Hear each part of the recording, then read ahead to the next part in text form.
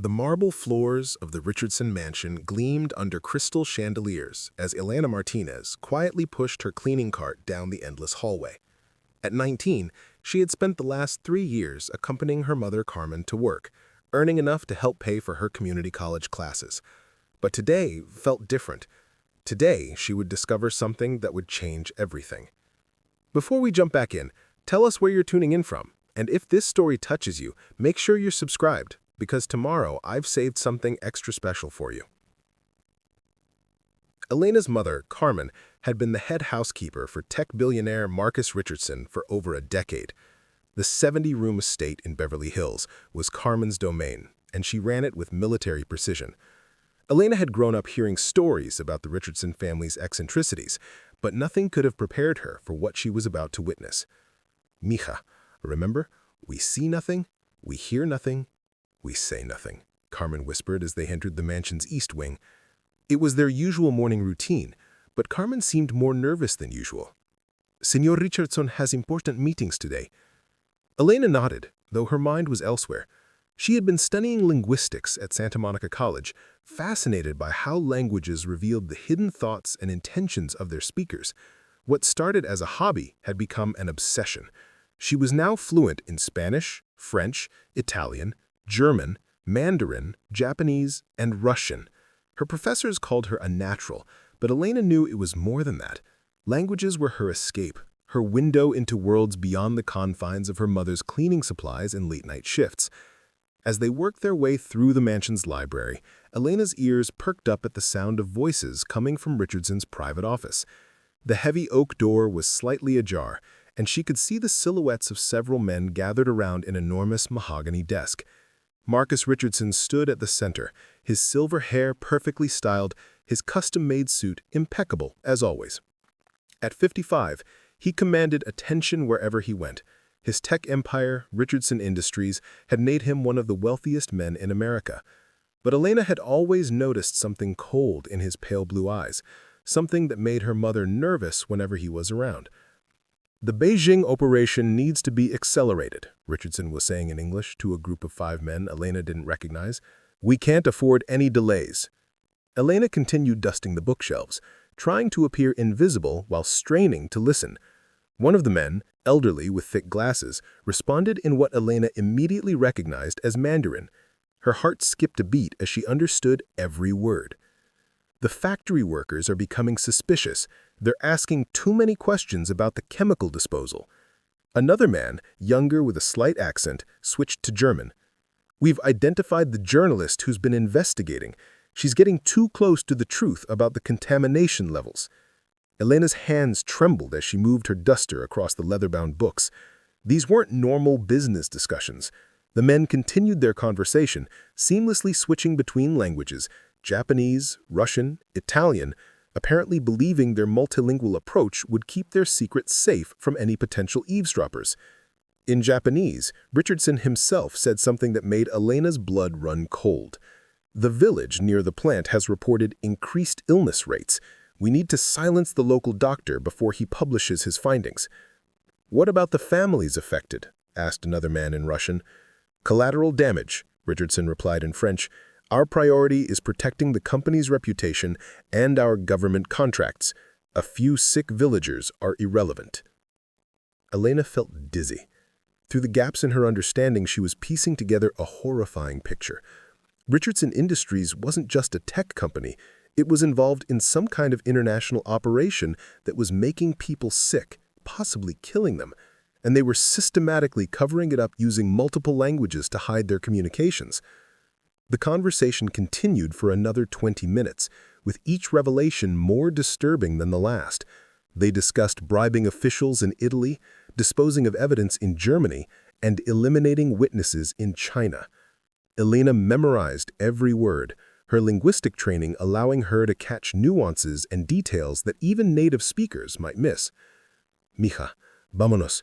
We need to finish the West Wing," her mother whispered urgently from behind her. But Elena couldn't move. She was witnessing something massive, something that could affect thousands of lives. The men in the room were casually discussing human suffering as if it were a minor business inconvenience. As the meeting began to wind down, Richardson walked toward the window, his back to the partially open door. Make sure all future communications use our established protocol. 7 languages, rotating daily.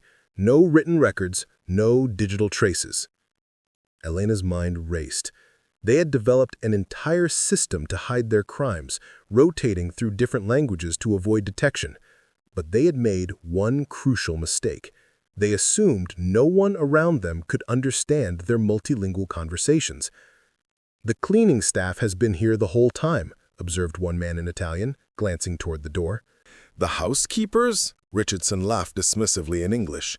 "Carmen has been with us for years, completely loyal, doesn't speak a word of anything but Spanish. And her doctor is just a college kid who helps with the cleaning. Nothing to worry about." Elena felt a surge of anger at his condescending tone, but she forced herself to remain calm. Richardson had just revealed his greatest weakness, his arrogance, and his assumption that people like her and her mother were invisible, irrelevant. The meeting ended with handshakes and promises to reconvene the following week. As the men filed out, Elena quickly moved away from the door, her mind spinning with the weight of what she had learned. "Mija, you look pale," Carmen said with concern as they loaded their supplies back onto the cart. "Are you feeling sick?" "I'm fine, Mama," Elena lied. "Just tired from studying last night." But Elena was far from fine. She had stumbled upon what appeared to be a massive international conspiracy involving environmental crimes, bribery, and possibly murder. And she was the only person who knew about it, because she was the only person who could understand the linguistic puzzle Richardson and his associates had created to hide their secrets. As they finished their work and prepared to leave the mansion, Elena caught sight of Richardson in the main hallway, chatting pleasantly with a young woman who appeared to be his daughter visiting for lunch. He looked like any other successful businessman, charming and respectable. But Elena now knew the truth behind his polished facade. The ride home was quiet, Carmen humming softly to herself, while Elena stared out the window, processing everything she had heard. She thought about the villages being poisoned, the families being destroyed, the people being silenced, all so Marcus Richardson could maintain his empire and his reputation. That evening, in the tiny apartment she shared with her mother, Elena sat at her desk, surrounded by linguistics textbooks, and tried to make sense of what she should do next. She had information that could potentially save lives. But she was just a 19-year-old community college student whose only credential was her ability to speak multiple languages. Who would believe her? And more importantly, what would happen to her and her mother if Richardson discovered what she knew? As she lay in bed that night, Elena made a decision that would change the course of her life. She couldn't ignore what she had learned. Somehow, she would find a way to use her unique gift, her ability to understand Richardson's multilingual secrets, to bring him down and protect the innocent people caught in his web of lies. Tomorrow, she will begin planning her next move. But tonight, the weight of those 7 languages and the secrets they had revealed kept her wide awake, staring at the ceiling and wondering how one person could possibly take on a billionaire who thought he was untouchable. 3 days had passed since Elena discovered Richardson's multilingual conspiracy, and she hadn't slept properly since. Every time she closed her eyes, she heard the cold indifference in his voice as he discussed human lives like spreadsheet entries. But Elena Martinez was not the type to let injustice slide, especially when she possessed the one weapon that could potentially bring down an empire. Elena sat in the Santa Monica College Library, surrounded by newspapers, legal documents, and her laptop displaying dozens of browser tabs. She had decided to investigate Richardson Industries systematically, using her linguistic skills as her primary tool. If Richardson thought he was clever by conducting business in multiple languages, he was about to learn that his supposed advantage had become his greatest vulnerability. Her first breakthrough came from an unexpected source. While researching Richardson Industries' international subsidiaries, Elena discovered that the company's annual reports were published in different languages for different markets. Most people would need a team of translators to piece together the full picture, but Elena could read them all. The German annual report mentioned environmental compliance challenges at their Beijing facility. The Chinese version referred to temporary health monitoring protocols in local communities. The Italian report discussed stakeholder management initiatives regarding concerned residents near their Rome processing plant. Individually, these seemed like standard corporate language. Together, they painted a picture of systematic environmental damage across multiple continents. Elena's heart raced as she cross-referenced dates and locations from the reports with international news articles. A spike in childhood leukemia rates near Richardson's Beijing plant. Mysterious fish kills in rivers near the Rome facility. Increased respiratory illness in German communities where Richardson had recently opened a research center. But the most damning evidence came from an unexpected discovery. While searching through Richardson Industries' press releases, Elena found a pattern that made her stomach drop. Every time negative health reports emerged near one of their facilities, Richardson would announce a substantial donation to a local charity or hospital in that exact area, always within 2 weeks of the initial health concerns being raised. These weren't acts of corporate generosity. They were strategic moves to buy silence and loyalty from the very institutions that should have been investigating the health problems. Elena's phone buzzed with a text from her mother. "Working late tonight. Mr. Richardson having an important dinner party. Need you there by 6 p.m. to help serve." Preparing and narrating this story took us a lot of time, so if you are enjoying it, subscribe to our channel. It means a lot to us. Now back to the story. Elena's post quickened, another opportunity to gather intelligence. She quickly packed her notebook and headed home to change into the black uniform her mother had bought her for special events. The Richardson mansion was buzzing with activity when Elena arrived. Crystal glasses clinked with expensive champagne, and the air was thick with the scent of imported cigars and designer perfume. Elena recognized several faces from news broadcasts, politicians, business leaders, and what appeared to be foreign diplomats.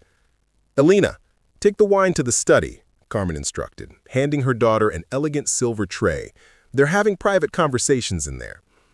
Elena's hands trembled slightly as she approached the mahogany-paneled study.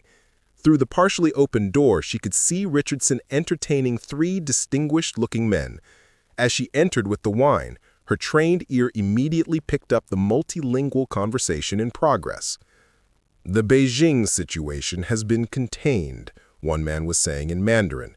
He appeared to be a Chinese official based on his formal demeanor and expensive watch. "Dr. Chen's research has been discontinued." Elena's blood ran cold as she carefully poured wine, maintaining the appearance of a dutiful server while memorizing every word. "Excellent," Richardson replied in Japanese to a second man. "What about the Rome investigation?" The Italian official smiled grimly. "The journalist, Maria Rossi, has decided to pursue other stories. Her newspaper received a very generous advertising contract from your European division." As Elena moved around the room, serving wine and appearing invisible, she realized she was witnessing the coordination of an international cover-up. Richardson wasn't just bribing local officials, he was orchestrating a multinational conspiracy to suppress evidence of environmental crimes. "The German facility presents our biggest challenge," the third man said in his native German. "The environmental group there has political connections. We cannot simply buy them off." "Then we discredit them," Richardson responded in French as if switching languages was as natural as breathing. "Plant evidence of financial irregularities, question their motives, make the public doubt their credibility." Elena almost dropped the wine bottle. She was listening to these powerful men casually discuss destroying the reputations of environmental activists who were trying to protect their communities. "There is one more concern," the Chinese official continued in Russian, apparently testing whether their server could understand. Elena kept her face expressionless as he said, "Our intelligence sources suggest an American investigative journalist has been asking questions about connections between our facilities. Someone named David Patterson from the Washington Herald. Richardson's jaw tightened. Patterson has been a problem before. He exposed the pharmaceutical scandal in Africa last year. Should we handle him the same way we handled the others? The Italian asked in his native language. Not yet. First, we try misdirection. Give him a different story to chase. If that fails, he made a gesture that Alina understood perfectly, regardless of language. Alina finished serving and quietly exited the study, her mind reeling. These weren't just environmental crimes. These were threats against journalists and activists around the world. She had stumbled upon something far bigger than corporate malfeasance. This was a conspiracy that reached the highest levels of international business and government. Back in the kitchen, Alina helped her mother coordinate the catering staff while processing what she had learned. Richardson had created a network of corrupted officials across multiple countries, all working together to suppress evidence of environmental damage that was literally killing people. "Mija, you seem distracted tonight," Carmen observed as they cleaned crystal glasses. "Is everything all right with your studies?" Alina looked at her mother, hard-working, honest Carmen, who had spent over a decade faithfully serving a man who was orchestrating international crimes. How could she explain that their employer was a monster without putting her mother in danger? "I'm fine, Mama. Just thinking about a research project." But Alina's mind was racing with plans. She now had specific names, locations, and methods. Dr. Chen in Beijing. She needed to find out what happened to him. Maria Rossi in Rome. Perhaps she could be contacted safely. David Patterson at the Washington Herald. Maybe he could be warned about the threats against him. Most importantly, she had identified Richardson's pattern. He operated by compartmentalizing information across languages and countries, assuming that no single person could piece together the full picture. His arrogance had created the perfect opportunity for someone with Alina's unique skills. As the evening wound down and the guests departed, Alina overheard Richardson making plans for his next meeting. Same protocol, he told his associates. 7 languages, no documentation. Meet at the downtown office next Thursday. Alina's heart pounded as she realized Richardson was maintaining a regular schedule for his multilingual conspiracy meetings. She now had advance warning of when and where the next gathering would occur. That night, as she and Carmen rode home in their aging Honda Civic, Alina made a decision that would put her directly in harm's way. She couldn't just be a passive observer anymore. She had to become an active threat to Richardson's empire. "Mama," Alina said carefully, "what would you think if I applied for an internship at a newspaper? You know, to help with my communications studies." Carmen smiled proudly. "That sounds wonderful, Mija. You're so smart, much smarter than your old mother. You could have any career you want." Alina squeezed her mother's hand, knowing that her next moves would likely put both of their lives at risk. But she couldn't live with herself if she stayed silent while Richardson continued destroying communities and silencing anyone who tried to stop him. Tomorrow, she would begin reaching out to the journalists and investigators whose names she had learned. She would start building a case that could potentially bring down one of the most powerful men in America. But first, she had to figure out how to stay alive long enough to see justice served. Alina's fingers hovered over her laptop keyboard as she stared at the carefully crafted email on her screen. After 5 days of preparation, she was about to make contact with David Patterson, the investigative journalist from the Washington Herald whose life Richardson had casually threatened. One wrong word could expose her identity, or worse, put Patterson in immediate danger. She had spent hours researching Patterson's previous articles, learning his writing style and the types of sources he trusted. The man was a veteran investigative reporter who had exposed corruption in pharmaceutical companies, defense contractors, and multinational corporations. If anyone could handle the explosive information she possessed, it would be him. Alina's encrypted email was brief and carefully worded. "Mr. Patterson, I have information regarding environmental crimes and international conspiracies involving Richardson Industries. I possess multilingual evidence that could expose systematic cover-ups affecting thousands of lives. If you're interested in the story that certain powerful people desperately want buried, please respond with your secure contact method, a concerned citizen with unique access. She hit send before she could second-guess herself, then immediately cleared her browser history and shut down her laptop. Elena had learned basic digital security from YouTube tutorials, knowing that her amateur precautions were probably insufficient against Richardson's resources, but they were better than nothing. The next day brought an unexpected opportunity. Carmen mentioned that Richardson would be traveling to his downtown Los Angeles office for meetings, the same meetings Elena had overheard him planning during the dinner party. He wants the entire executive floor cleaned before his international associates arrive, Carmen explained as they rode toward the gleaming Richardson Industries tower. It's unusual, but he's paying us triple rate for the discretion. Elena's heart raced. This was her chance to gather physical evidence to support her claims. While the multilingual conversations provided damning testimony, she needed documents, emails, or recordings to make her case bulletproof. The Richardson Industries building occupied an entire city block, its glass facade reflecting the morning sun like a mirror. Elena had never been inside the corporate headquarters before, and the opulence was intimidating.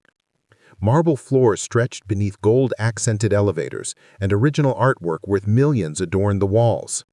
"Remember, mija," Elena whispered as they rode the elevator to the executive floor. "We clean everything thoroughly, but we touch nothing unnecessary. Senor Richardson has security cameras everywhere." Elena nodded, but her mind was already calculating how to avoid the cameras while searching for evidence. She had studied the building's layout online and identified several blind spots where she might be able to access Richardson's private office. The executive floor was a testament to Richardson's ego. Floor-to-ceiling windows offered panoramic views of the city, while his corner office was larger than Elena's entire apartment. Persian rugs, antique furniture, and a collection of rare books suggested old money taste, but Elena knew the truth about how Richardson had built his fortune. As Carmen coordinated the cleaning crew, Elena volunteered to handle Richardson's private office.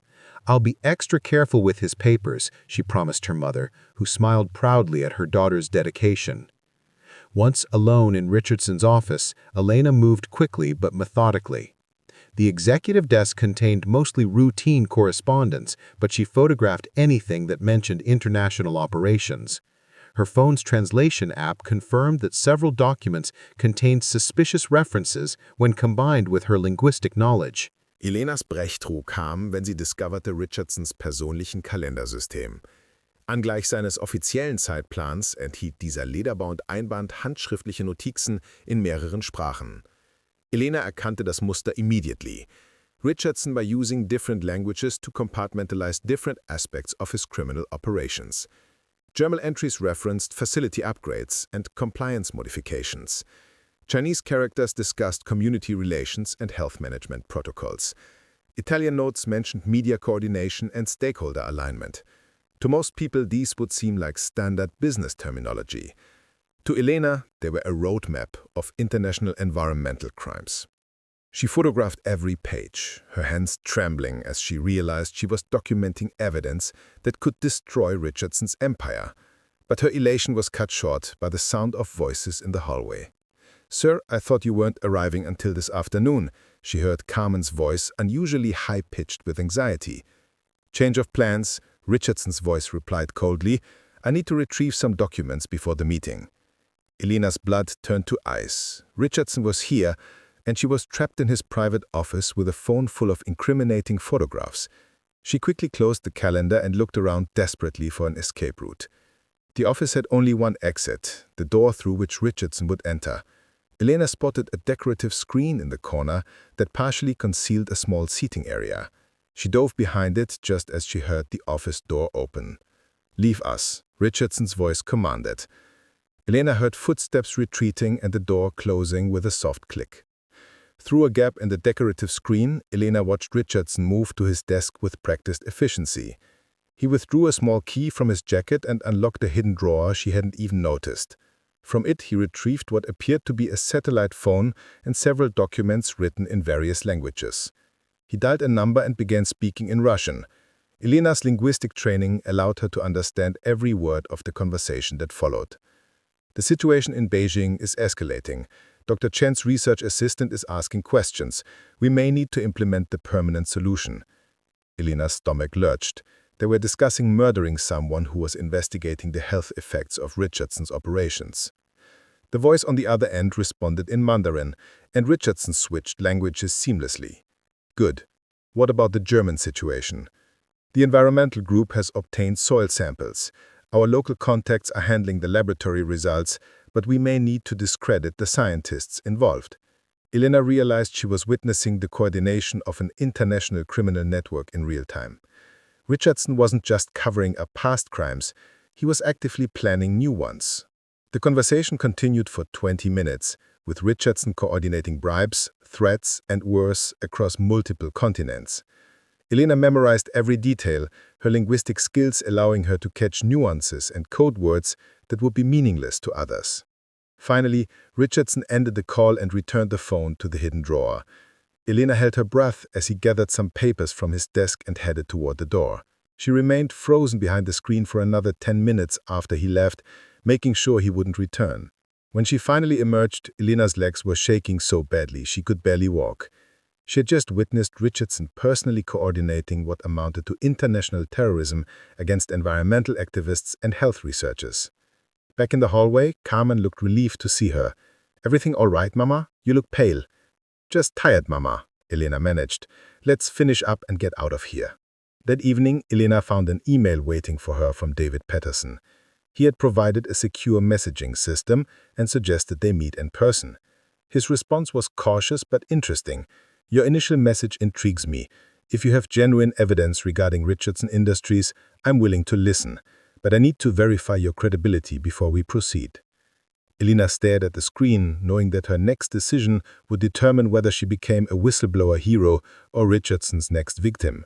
She had evidence that could expose an international conspiracy, but using it would put her life in immediate danger. She thought about Dr. Chen's research assistant, probably unaware that Richardson was planning to have him killed. She thought about the environmental activists in Germany who were about to be discredited and destroyed. She thought about the thousands of people getting sick while Richardson bought silence from the institutions meant to protect them. Elena Martinez was 19 years old, a community college student whose biggest challenge had been paying tuition. But she was also the only person in the world who possessed the linguistic skills necessary to decode Richardson's multilingual conspiracy. As she began typing her response to David Patterson, Elena made peace with the fact that her quiet life was about to end. Tomorrow, she would become a threat to one of the most dangerous men on Earth. But tonight, for the first time since discovering Richardson's crimes, Elena felt hope. She was no longer just an observer.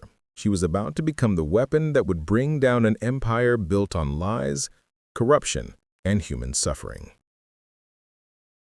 The coffee shop in Venice Beach was deliberately chosen for its chaos. Tourists, street performers, and locals created enough noise and movement to mask any surveillance. Elena arrived 30 minutes early, positioning herself at a corner table where she could watch both entrances while appearing to study for her linguistics exam.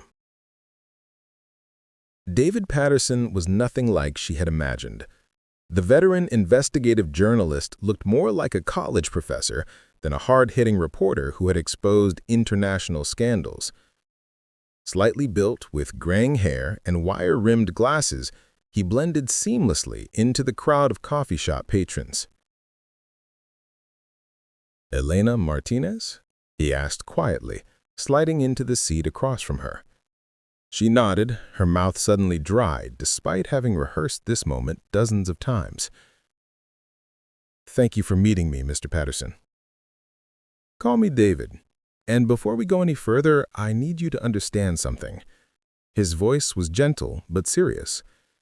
"If even half of what you've hinted at is true, we're dealing with people who have unlimited resources and no moral boundaries. Are you prepared for what that means?" Elena thought about Dr. Chen's research assistant, probably going about his normal life, unaware that Richardson was planning his death. "Yes," she said firmly. "I can't stay silent while people are dying." For the next hour, Elena methodically presented her evidence. She showed Patterson the photographs from Richardson's calendar, explaining how the multilingual entries coordinated with suspicious health incidents across multiple countries.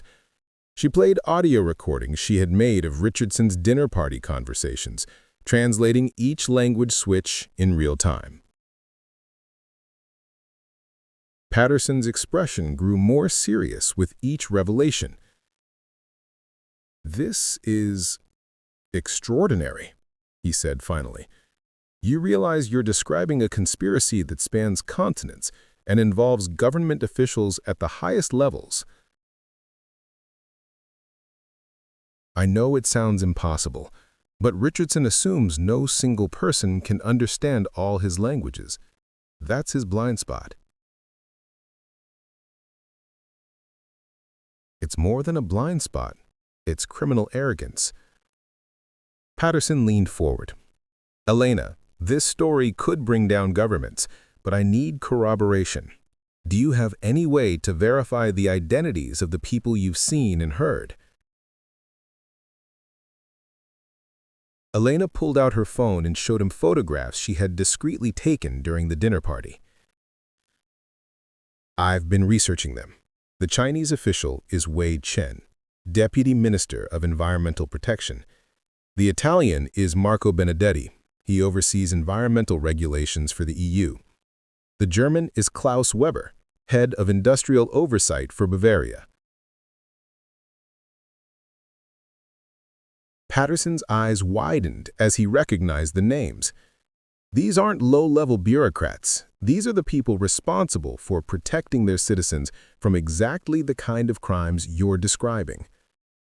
"They offered me a research grant worth $2 million, Dr. Santos told Patterson during a secure video call that Elena helped translate. "All I had to do was delay publishing my findings for 2 years and focus my research on natural environmental factors instead of industrial contamination." Elena felt sick as she translated Santos's Portuguese into English for Patterson. Richardson was systematically buying off researchers around the world, turning scientists into accomplices in his cover-up. But Dr. Santos had refused the bribe and was willing to go on record. More importantly, she had preserved tissue samples and environmental data that definitively linked Richardson's Brazilian operations to a 400% increase in childhood leukemia in surrounding communities. "This is our smoking gun," Patterson told Elena after the call. "Dr. Santos has scientific proof of what Richardson's operations are doing to people." Elena's phone buzzed with a text from her mother. "Emergency meeting at mansion tonight. Mr. Richardson wants all staff present. Something about new security protocols." Elena showed the message to Patterson, and his expression darkened.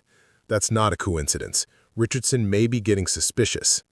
"What do I do?" Elena asked, suddenly feeling very young and very vulnerable. "You go to that meeting and act completely normal," Patterson instructed. "But Elena, if anything feels wrong, anything at all, you leave immediately and call me. We're too close to publication to risk losing our primary source." That evening, Elena arrived at the Richardson mansion with a sense of foreboding. The usual warmth of the staff gathering was replaced by a tense formality. Richardson himself addressed the assembled housekeepers, security guards, and groundskeepers, something that had never happened before. "Recent events have made it necessary to upgrade our security measures," Richardson announced, his pale eyes scanning the crowd. Elena forced herself to maintain eye contact when his gaze fell on her. "There have been reports of corporate espionage attempts, possibly involving staff members." Elena's heart pounded, but she kept her expression curious and concerned like the other employees. "Effective immediately, all personal devices will be secured during work hours. Additionally, anyone discovered sharing confidential information about this family or this company will face immediate termination and legal prosecution." The message was clear. Richardson knew someone was talking, and he was tightening security to find them. After the meeting, as Elena helped her mother collect the cleaning supplies, Carmen pulled her aside. "Mija, has anyone approached you about Senor Richardson or his business?" Elena's blood ran cold. "What do you mean, Mama?" He asked me specifically about you today. He wanted to know about your studies, your friends, whether you've been acting differently lately. Elena realized her time was running out. Richardson was already suspicious, and it was only a matter of time before he connected her to the security breach. "Mama," Elena said carefully, "if I told you we needed to leave Los Angeles very quickly, would you trust me?" Carmen looked frightened, but didn't hesitate. "Of course, mija. But why would we need to leave?" "I can't explain right now, but I think we might be in danger. Can you be ready to travel by tomorrow night?" That night, Elena sent an urgent message to Patterson.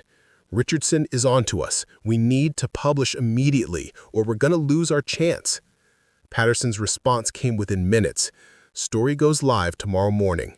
Dr. Santos has agreed to simultaneous publication in Brazil. FBI is preparing warrants based on your evidence. Elena, you've done something remarkable. You've given voice to thousands of victims who thought no one was listening." As Elena lay in bed, knowing it might be her last night in the apartment she had shared with her mother for 3 years, she felt a mixture of terror and pride. Tomorrow, the world would learn that a 19-year-old community college student had single-handedly exposed one of the largest environmental crime conspiracies in history. But first, she had to survive Richardson's inevitable retaliation, because Elena Martinez had just declared war on one of the most powerful men on Earth, and billionaires like Marcus Richardson didn't go down without a fight. Elena woke at 5:47 a.m. to her phone buzzing with notifications. Patterson's article had gone live on the Washington Herald's website at exactly 6 a.m. Eastern Time, and the internet was exploding. Hashtag Richardson Files was already trending on Twitter, and news outlets around the world were scrambling to verify the bombshell revelations. Billionaire's multilingual conspiracy exposed. Environmental crime spans 6 continents, read the Herald's headline. Below it, Patterson had crafted a masterpiece of investigative journalism that laid out Richardson's entire criminal network in devastating detail. Elena's hands shook as she read quotes from Dr. Maria Santos describing children dying of leukemia in Brazil. The article included testimony from German environmental activists who had been systematically discredited. Most powerfully, it featured Elena's translations of Richardson's own words, planning the elimination of witnesses and the corruption of officials across multiple countries. Her phone rang immediately. Patterson's voice was electric with excitement and urgency. "Elena, it's working. Richardson Industries stock has dropped 40% in pre-market trading. The FBI raided Richardson's downtown office 20 minutes ago. But Elena—" "But what?" she asked, though she already knew. "Richardson knows it was you. His lawyers are claiming the evidence was obtained illegally, and they're demanding your identity. You need to disappear right now." Elena looked across the small apartment where her mother was making coffee, humming softly, while completely unaware that their lives had just changed forever. "How long do we have?" "Maybe an hour before they trace your location. I've arranged a safe house through FBI contacts, but you need to leave immediately." Elena hung up and gently shook her mother's shoulder. "Mama, remember what I said about leaving quickly? We need to go now." Carmen's eyes widened as she saw the fear in her daughter's face. "Mija, what's happening?" "Senor Richardson isn't who we thought he was. I discovered something terrible, and now we're both in danger. Please trust me." To her credit, Carmen didn't waste time with questions. Within 10 minutes, they had packed their essential belongings and were driving toward the FBI safe house in Pasadena. Elena's phone continued buzzing with interview requests from news organizations around the world.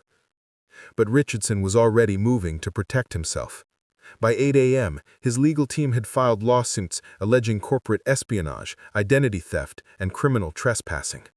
More dangerously, they had leaked Elena's name and photograph to their media contacts, painting her as a disgruntled employee seeking attention and money. The counterattack was swift and vicious. By noon, Elena was being portrayed on Richardson-friendly news networks as an unstable young woman with a history of making false accusations. Richardson's lawyers claimed she had fabricated the multilingual recordings using artificial intelligence, and they questioned whether a 19-year-old community college student could possibly speak 7 languages fluently. Elena watched the character assassination unfold from the FBI safe house, feeling sick as commentators dissected her academic record, her family's financial situation, and her mother's employment history. Richardson was using his vast media empire to destroy her credibility before she could testify against him. "Don't let them get in your head," Agent Sarah Collins told Elena as they watched the news coverage. Collins was the FBI's lead investigator on international white-collar crime, a sharp-eyed woman in her 40s who had built her career prosecuting exactly this type of case. "Richardson's desperation is actually helping us. The more aggressively he attacks you, the more obvious it becomes that you're telling the truth." Elena's phone rang with an unknown international number. Agent Collins nodded for her to answer while recording the call. "Elena Martinez?" The voice spoke in perfect Mandarin.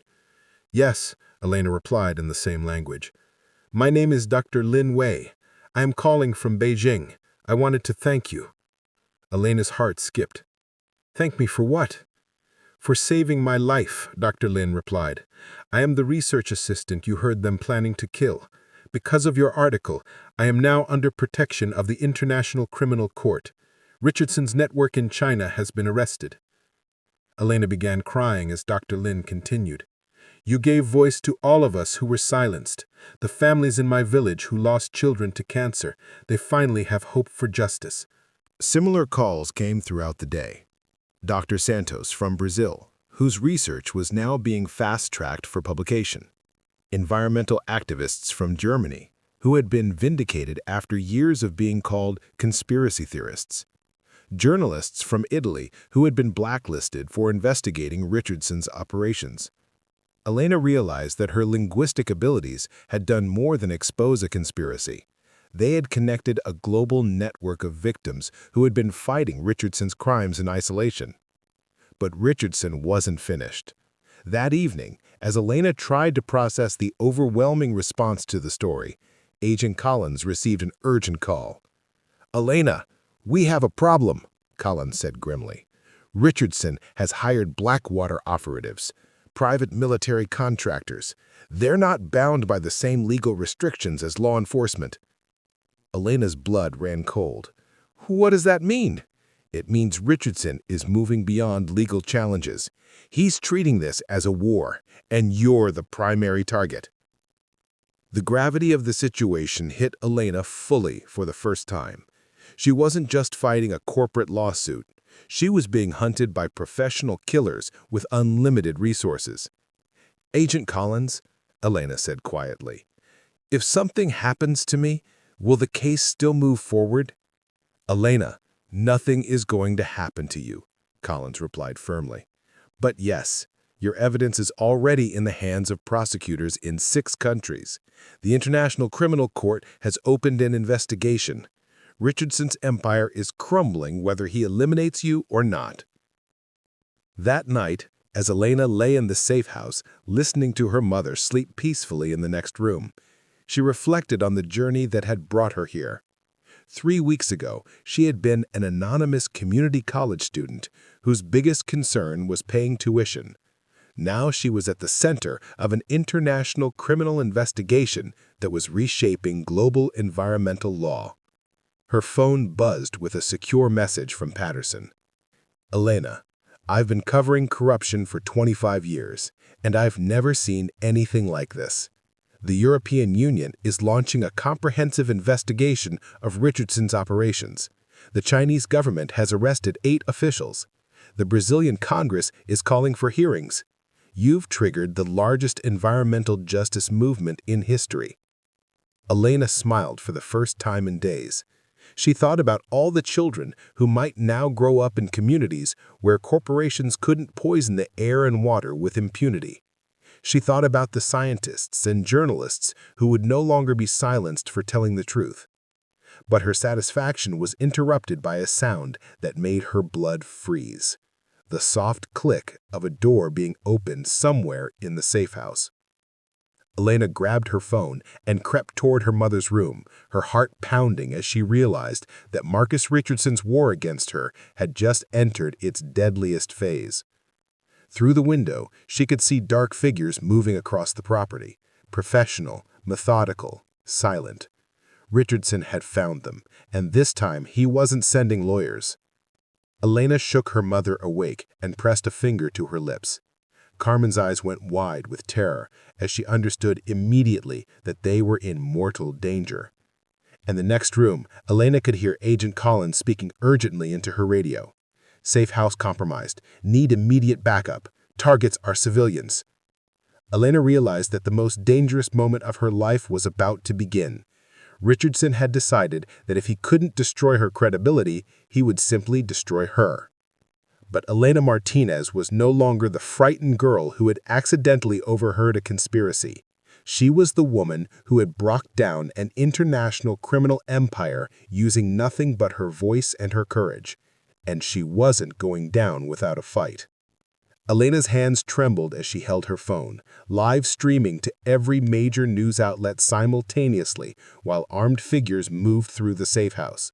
If Richardson wanted to silence her, she would make sure the entire world was watching.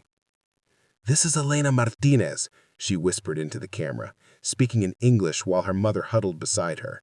"If something happens to me in the next few minutes, remember that Marcus Richardson sent private military contractors to kill a 19-year-old college student because she spoke 7 languages. Agent Collins appeared in their doorway, gun drawn, motioning for them to follow her toward the back exit. But Elena's phone buzzed with an incoming call that made her freeze. The number was Richardson's personal line, the same one she had memorized from watching him coordinate international crimes. "Answer it," Agent Collins whispered. "Keep him talking while backup arrives." Elena accepted the call and put it on speaker, continuing her live stream so millions of viewers could hear every word. "Elena Martinez?" Richardson's voice was ice cold but controlled. "You've caused quite a disturbance." "Mr. Richardson," Elena replied steadily, switching to Spanish before translating for her audience. "I'm honored that someone who speaks 7 languages to hide his crimes is personally calling to threaten me." "I'm not threatening you, my dear," Richardson said with chilling politeness. "I'm offering you an opportunity. $10 million deposited in any account you choose for you to publicly recant your statements and admit you fabricated the recordings." Elena's live stream viewers exploded with comments as she translated Richardson's bribe offer into multiple languages. "You want me to lie about the children dying in Brazil, the activists you've murdered in China, the scientists you've silenced in Germany?" "I want you to be practical," Richardson replied. "You're a bright girl from a poor family. $10 million would change your life forever. Your mother would never have to clean another house." Elena looked at Carmen, who shook her head firmly despite not understanding the English conversation. Her mother's integrity had never wavered, even when faced with the promise of wealth beyond their wildest dreams. "Mr. Richardson," Elena said clearly, knowing millions were listening, "there isn't enough money in the world to buy my silence about mass murder." Richardson's composure finally cracked. "You stupid girl. Do you have any idea what you've done? You've destroyed a decade of careful planning. Thousands of jobs will be lost. Strategic partnerships with governments will collapse." "Good," Elena replied simply. "Maybe now those governments will protect their people instead of helping you poison them." Agent Collins was frantically gesturing toward the back door as sounds of combat erupted elsewhere in the house. Elena's backup FBI agents were engaging Richardson's mercenaries, but the safe house was no longer safe. "Elena," Richardson's voice turned deadly serious, "I'm going to give you one final chance. There are 12 armed men surrounding that building. They have instructions to eliminate all witnesses. But if you end this live stream and agree to my terms, I'll call them off." Elena's phone showed over 3 million live viewers from around the world. Comments in dozens of languages flooded the screen, messages of support, prayers, and promises that her story would never be forgotten. "Mr. Richardson," Elena said with remarkable calm, knowing millions were listening, "there isn't enough money in the world to buy my silence about mass murder." Richardson's composure finally cracked.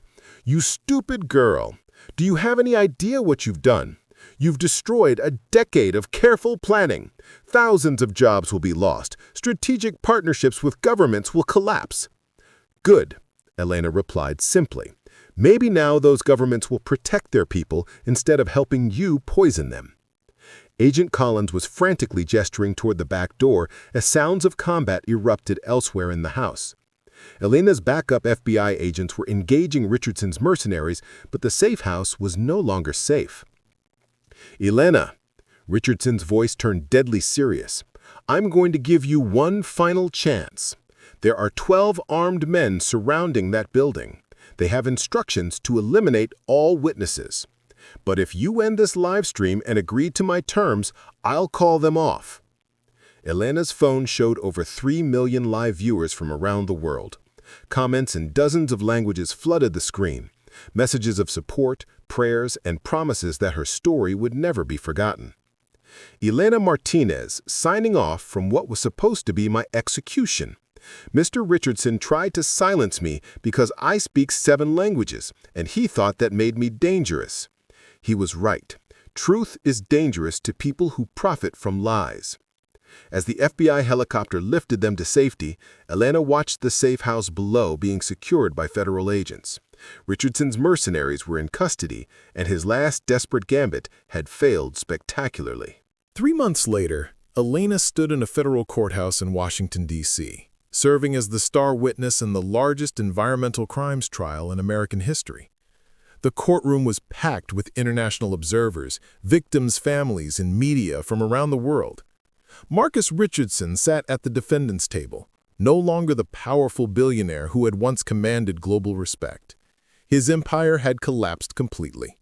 Richardson Industries had filed for bankruptcy after being hit with environmental lawsuits in 14 countries.